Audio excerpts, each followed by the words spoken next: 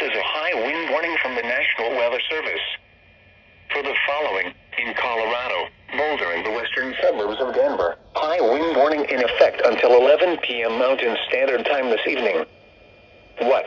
West winds 30 to 50 miles per hour with gusts up to 75 miles per hour.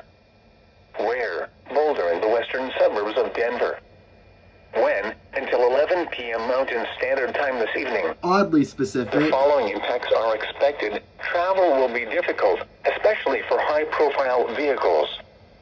Blowing snow will reduce visibility to less than a quarter mile in places, especially along Highway 93 between Boulder and Golden. Oh, Additional details. Wind gusts between 60 and 80 miles per hour have been reported between Boulder and Cold Creek Canyon, with localized ground blizzard conditions along Highway 93. ouch. Winds this strong can make driving difficult, especially for high-profile vehicles.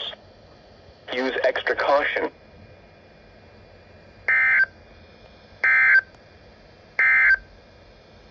This is NOAA All Hazards Radio. Alright.